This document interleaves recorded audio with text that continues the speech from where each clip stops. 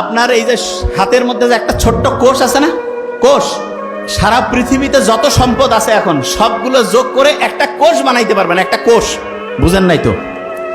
আপনার আমার শরীরে প্রায় 1,00,000 ট্রিলিয়ন, মানে এটাকে আমি আসলে সহজ করে না বললে তো বুঝবেন না, আমি আগে ব্রেনটার কথা বলি। নোবেল যেটা বলে গেছে 86 বিলিয়ন, তার মানে 1 বিলিয়নে 100 কোটি, এরকম 86 দিয়া মানে 100 কোটির মতো 86টা, বুঝতে পারছেন? এইরকম শুধু এই যে খুলির মধ্যে আছে, আর সারা শরীরের কথা বাদে দেন, এই খুলির মধ্যে যেটা আছে তার একটা কোষ বিজ্ঞানীরা যত টাকা পয়সা আছে সবগুলো খরচ করে বানাইতে পারবে না, এখন পর্যন্ত চিন্তাই করা যায় না।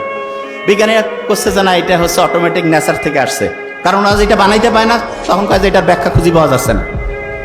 এই যে ডারউইন যে আছে না, বলছে যে বান্দর থেকে আসছে, বিশ্বাস করেন মিথ্যা কথা। তাইলে এখন কবেন যে স্যার মিথ্যা কথা, তাইলে বইয়ে পত্রে যে পড়তেছি, ব্যাপারটা হয়েছে কি, বহু টাকা ওরা ওইটাতে ইনভেস্ট করে ফেলছে। এখন ওইটা যদি মার্কেটে না চলে তাহলে ওই টাকা এখন উঠাবে কেমন করি, এই জন্য করছে যে হ্যাঁ ওইটা